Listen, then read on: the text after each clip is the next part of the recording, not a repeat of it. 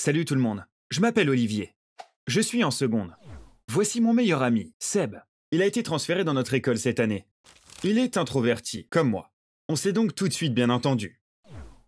On avait beaucoup de choses en commun. Et pour la première fois de ma vie, je pouvais appeler quelqu'un mon meilleur ami. Seb dit que c'était la même chose pour lui. Il n'avait jamais eu d'amis proches comme moi auparavant. L'une des raisons pour lesquelles on s'est entendu si vite, c'est qu'on était tous les deux passionnés de films d'horreur. On était trop contents de découvrir qu'on avait ça en commun.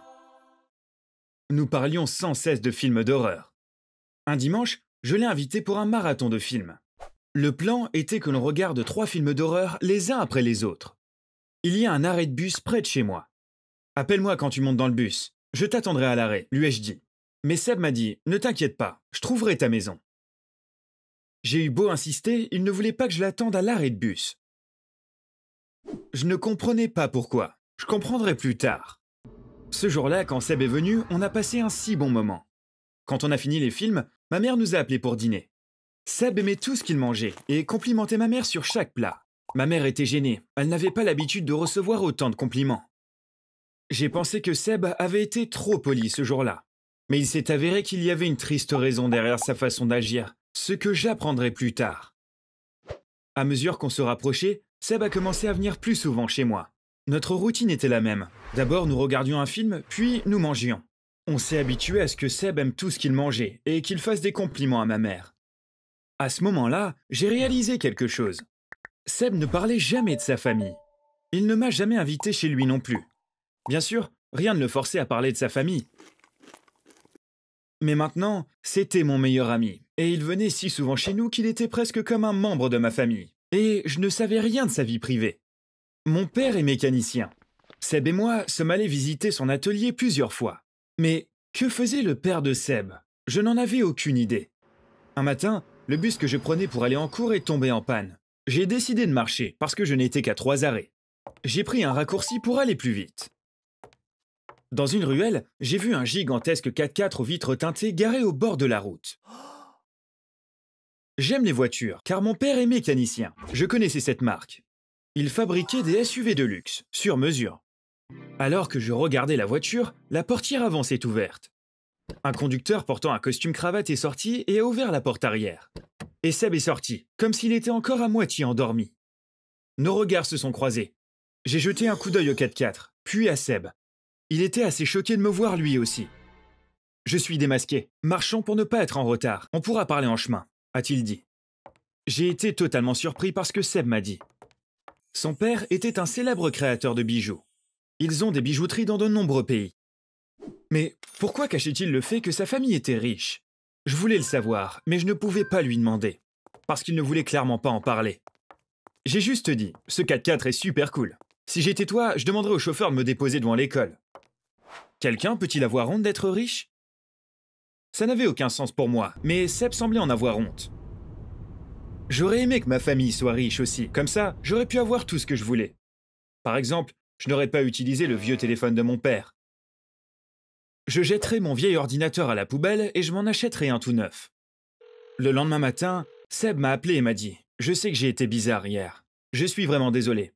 Je me suis senti gêné de t'avoir caché ça. Je pense que maintenant tu sais pourquoi je ne t'invite jamais chez moi. Puisque mon secret est maintenant révélé, tu veux venir regarder des films chez moi ce week-end » a-t-il dit. Bien sûr, j'ai dit oui. J'étais très curieux de savoir où il habitait. Le samedi, le chauffeur de Seb est venu me chercher. Sa maison était juste à l'extérieur de la ville. En fait, je devrais probablement dire son manoir. Il était gigantesque. Seb m'attendait dehors. J'étais si excité de voir enfin le genre de manoir dans lequel vivent les milliardaires. Quand nous sommes entrés, je regardais tout autour de moi, la bouche ouverte. Tout était magnifique. J'avais l'impression d'être dans un film. Je n'en revenais pas que quelqu'un d'aussi riche soit mon ami. En vivant dans un tel manoir, notre maison devait être comme un poulailler pour lui. Seb a dit « Le film est prêt. On peut le regarder maintenant si tu veux. » Je l'ai suivi. Je n'en croyais pas mes yeux quand j'ai vu la pièce où nous allions regarder le film. C'était une vraie salle de cinéma. Oui, vous avez bien entendu, il y avait une salle de cinéma avec un écran géant dans la maison de Seb. Chez moi, on regardait les films d'horreur sur l'écran de mon ordinateur. J'ai eu honte quand j'y ai pensé. Après le film, nous sommes allés dans la chambre de Seb. Sa chambre était plus grande que notre appartement. Seb a demandé « Qu'est-ce que tu veux manger? Commandons quelque chose. » On ne commande presque jamais de nourriture à livrer. Donc la plupart du temps, on mange ce que ma mère prépare. Mais Seb pouvait manger tout ce qu'il voulait. J'étais tellement jaloux que j'étais prêt à donner 10 ans de ma vie, juste pour échanger ma place avec la sienne. Cette nuit-là, le chauffeur de Seb m'a déposé à la maison. Dans la voiture, quelque chose m'est venu à l'esprit. Seb ne m'avait pas présenté à ses parents. Peut-être qu'ils n'étaient pas là. Mais c'est super bizarre que Seb ne les ait même pas mentionnés. Nous avions été ensemble toute la journée. Il n'a même pas dit les mots mère ou père une seule fois. Quand je suis allé dans la cuisine le lendemain matin, j'ai vu que mon père n'était pas au travail. Il a souri et m'a dit « Bonjour, je ne travaille pas aujourd'hui. Viens, prenons le petit déjeuner ensemble. » Je ne lui ai pas répondu. J'étais en colère contre lui. Pourquoi ne pouvait-il pas gagner plus d'argent? Pourquoi laissait-il sa famille vivre dans de si mauvaises conditions? J'ai ressenti cette rage envers mon père quand j'ai vu comment les gens riches vivaient. Avant, je pensais que je me fichais de ces choses-là. Mais maintenant, j'étais triste. Je me sentais comme un moins que rien par rapport à Seb. Ce qui m'a surpris, c'est que rien n'avait changé chez lui. Il agissait comme avant. Un jour, il m'a demandé « Tu veux regarder un film de zombies chez toi ce week-end? J'ai vraiment envie des super spaghettis de ta mère. » Ça en était trop. « Seb, tu vis dans un manoir. Tu peux avoir tout ce que tu veux. Pourquoi tu voudrais traîner dans mon appartement miteux ?» ai-je répondu. Seb m'a fixé, surpris. « T'es sérieux? C'est vraiment ce que tu penses ?» a-t-il demandé. J'ai hoché la tête. Il m'a dit « Alors viens chez moi ce week-end. Je crois qu'il y a des choses à propos de moi que tu dois savoir. » J'étais vraiment curieux quand je suis arrivé chez lui le samedi. Seb m'a emmené à l'étage. Nous sommes allés dans une grande chambre. Il y avait une femme couchée dans le lit. Il y avait un masque à oxygène sur son visage. Elle ne bougeait pas du tout et ses yeux étaient fermés. Il l'a embrassée sur la joue, puis il s'est tourné vers moi. « Olivier, je te présente ma mère. Elle est dans le coma depuis 8 ans. Ces machines la maintiennent en vie. J'attends qu'elle se réveille depuis tout ce temps. Mais je commence à perdre espoir. J'ai été très triste d'entendre tout ça. » Seb a continué, en regardant sa mère. « J'abandonnerai volontiers tout ce que j'ai pour pouvoir manger la nourriture que ma mère m'a préparée. Mais ce n'est pas possible. Grâce à ta mère, je me suis souvenu de ce que c'était que de manger la nourriture faite avec l'amour d'une mère. Parce que j'avais complètement oublié. » Alors que Seb parlait, une larme a coulé sur sa joue. « Tu sais qui a fait ça à ma mère? Mon père. Oui, mon père. Mes parents dirigeaient la société ensemble. Quelques fois par an, ils allaient en Afrique pour acheter des diamants de différentes mines. Mon père a découvert qu'il y avait une mine en Angola qui vendait des diamants bon marché. Ma mère ne voulait pas acheter de diamants là-bas. Pour s'assurer que les diamants étaient de bonne qualité, il devait descendre dans la mine et les voir sous leur forme brute. Mais comme les mines vendant des diamants bon marché étaient exploitées illégalement, il n'y avait pas de contrôle de sécurité. Il était très dangereux d'y descendre. Mon père ne voulait pas écouter ma mère. Quand ils sont descendus dans la mine, il y a eu un accident et ma mère a été exposée à des niveaux excessifs de monoxyde de carbone. Malheureusement, elle est restée dans le coma depuis.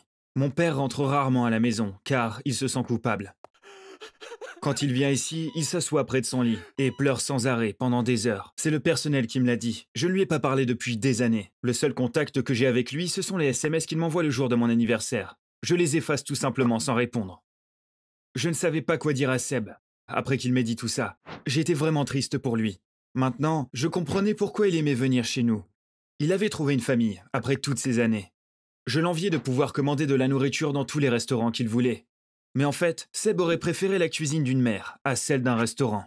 Oui, son père était milliardaire, mais il n'était même pas en contact. Il ne pouvait pas lui pardonner ce qu'il avait fait à sa mère. Seb s'était ouvert à moi ce jour-là. C'est comme ça que j'ai compris qu'il y avait des choses que l'argent ne pouvait pas acheter. J'ai réalisé la chance que j'avais d'avoir une famille parfaite. Depuis ce jour, le lien entre Seb et moi est devenu encore plus fort. Je vais rarement chez lui. Mais il reste chez nous quelques fois par semaine. Seb était mon meilleur ami. Maintenant, je le considère comme mon frère. Salut les amis, je m'appelle Amélie. Je suis atteinte d'une maladie génétique extrêmement rare. Cette maladie est si rare qu'il n'y a que 400 cas connus dans le monde entier. Et je suis l'une d'entre eux. Je suis sûre que vous serez choqués en découvrant ce que c'est. Vous ne le croirez peut-être même pas. Au fait, vous pouvez vous abonner à cette chaîne dès maintenant si vous voulez savoir quand de nouvelles vidéos sont postées. Et si vous aimez mon histoire, n'oubliez pas d'aimer cette vidéo. Tout d'abord, je veux vous parler de ce qui m'est arrivé quand j'avais 6 ans, parce que c'était la première fois que mes parents ont réalisé que quelque chose n'allait pas. Il y avait une forêt près de l'endroit où nous vivions. Parfois, nous allons y camper. Lors d'une de ces sorties, alors que ma mère préparait le dîner, mon père et moi sommes allés chercher du bois pour allumer le feu. Soudain, on a entendu ma mère crier. Évidemment, mon père est retourné vers elle en courant. Il s'est avéré qu'un énorme serpent avait grimpé sur la table et se tenait là, juste à côté de la nourriture. Mon père a dit à ma mère, « Chérie, ne panique pas, je vais m'en débarrasser tout de suite. » Mais tout ce qu'il a pu faire, c'est essayer de repousser le serpent en faisant des bruits étranges. Entre-temps, j'avais remarqué que le serpent était à côté du gâteau au chocolat. Alors, sans même y penser, je me suis approchée du serpent et je l'ai attrapé par l'arrière de la tête. Puis je l'ai jeté au loin pendant que mes parents me regardaient avec incrédulité. Le serpent était probablement aussi choqué qu'eux. Il a rapidement disparu dans la forêt. Quand ma mère a crié « Qu'est-ce que tu as fait ?» J'ai juste dit « Il allait manger notre gâteau !» Bien sûr, ce que j'avais fait était incroyablement dangereux. Si le serpent m'avait mordu, j'aurais pu tomber malade ou même mourir. Alors comment avais-je pu faire quelque chose d'aussi courageux alors que je n'avais que 6 ans? Je l'ai fait uniquement car je suis incapable de ressentir la peur. Je n'ai peur de rien. Ça peut sembler bien quand je le dis comme ça, mais c'est une maladie génétique et ce n'est certainement pas quelque chose à envier. Les gens ont 6 émotions. 1, la joie. 2, la tristesse. 3, le dégoût. 4, la surprise. 5, la colère. Et 6, la peur. Toutes ces émotions sont créées par le cerveau. Le cerveau décide quelle émotion on doit ressentir en fonction de la situation dans laquelle on se trouve. Mais que se passe-t-il si votre cerveau n'est pas familier avec l'une de ces 6 émotions? Exactement. Vous ne pouvez pas la ressentir. C'est le problème avec les gens comme moi. Notre cerveau ne sait tout simplement pas ce qu'est la peur. Ça signifie que je suis la personne la plus intrépide que vous pouvez rencontrer. Mais ce n'est pas quelque chose dont je peux être fière. Parce qu'être sans peur est beaucoup plus dangereux que vous ne pouvez l'imaginer. À cause de ça, des choses désagréables m'arrivent. À plusieurs reprises, j'ai même été confrontée de près à la mort. Il y a un parc non loin de mon école. Parfois, mes amis y vont après l'école pour s'asseoir et discuter. Une fois, un homme a arraché un sac à main d'une femme assise sur le banc à côté de nous et a commencé à s'enfuir. Quand il est passé devant nous, je lui ai fait un croche-pied. L'homme a trébuché et est tombé à plat ventre et le sac lui a échappé. Bien sûr, elle était très heureuse de ce que j'avais fait. Elle m'a remercié encore et encore. Mais en même temps, ce que je venais de faire était bien trop dangereux pour quelqu'un de mon âge. L'homme aurait pu avoir un couteau ou même un pistolet. Et il aurait pu me blesser de tant de façons pour l'avoir entravé. Ce jour-là n'est qu'un exemple parmi d'autres du genre de situation dangereuse dans laquelle mon trouble pouvait me mettre. Alors, ai-je pu changer mon comportement suite à ça? Bien sûr que non. Comme je ne sais pas ce qu'est la peur, les mauvaises expériences n'ont malheureusement aucun effet sur moi. Peu importe ce que je vis, je continue à agir sans peur. Vous pourriez dire, d'accord, tu n'as peut-être pas peur, mais tu devrais utiliser ta tête. Dans de telles situations, protège-toi même si tu n'as pas peur. Malheureusement, ce n'est pas possible. J'ai entendu dire que, normalement, quand les gens ont peur, leur cœur bat très vite. Ils ont le souffle court et leurs paumes deviennent moites. Je ne comprends pas que je devrais avoir peur parce que rien de tout ça n'arrive à mon corps. D'ailleurs, je ne suis pas stupide. Mon QI est dans la moyenne. Je n'ai pas non plus de problème de mémoire. Je n'oublie pas les mauvaises choses qui m'arrivent. Mais malgré tout, quand je vois une grosse araignée, je l'attrape à main nue sans même y penser. Ça ne me va pas à l'esprit de me protéger car mon cerveau ne me signale pas que j'ai peur. C'est pour ça que je peux faire toutes ces choses qui peuvent vous paraître insensées. Bien sûr, il existe des gens courageux. Mais, comme vous l'avez compris, ce trouble est différent d'être courageux. C'est bien plus que ça. Par exemple, avant de traverser, on devrait vérifier s'il y a des voitures qui arrivent. Les gens comme moi ont même des problèmes avec quelque chose d'aussi basique. Malheureusement, la plupart du temps, je traverse sans regarder. Je vais vous dire un truc encore plus étrange. Vous approchez-vous des animaux sauvages en sachant qu'ils pourraient vous déchiqueter? Des gens comme moi pourraient le faire. Pendant ma première année de collège, on a fait une sortie de classe au zoo. Au bout d'un moment, on est arrivé à l'enclos des tigres. On a vu qu'il y avait 2 tigres adultes et un petit avec eux. Le petit tigre était, bien sûr, super mignon. Soudain, j'ai eu une envie irrésistible de le caresser. Il y avait un mur et un fossé qui nous séparaient des tigres. Je me suis dit que je pouvais sauter en bas, traverser le fossé à la nage et caresser ce petit tigre autant que je le voulais. J'ai donc décidé de le faire et j'ai commencé à grimper par-dessus le mur. Heureusement, la professeure a vu ce que je faisais et a pu m'attraper avant que je ne saute en bas. « Amélie, qu'est-ce que tu fais? Tu es folle !» a-t-elle crié. Comme je ne pensais pas avoir fait quelque chose de mal, j'ai essayé de m'expliquer en disant « Je voulais juste caresser le petit, puis partir !» Après cet incident, mes parents m'ont emmenée chez un thérapeute. Il savait que j'étais une enfant courageuse, mais là, c'était un peu trop. Le thérapeute m'a posé beaucoup de questions sur des incidents similaires qui m'étaient arrivés dans le passé. Après, il a dit à mes parents, il semble que le problème d'Amélie ne soit pas psychologique, et les a orientés vers un neurologue. J'ai appris que les neurologues sont spécialisés dans les questions liées au cerveau. Ils m'ont fait passer de nombreux tests neurologiques.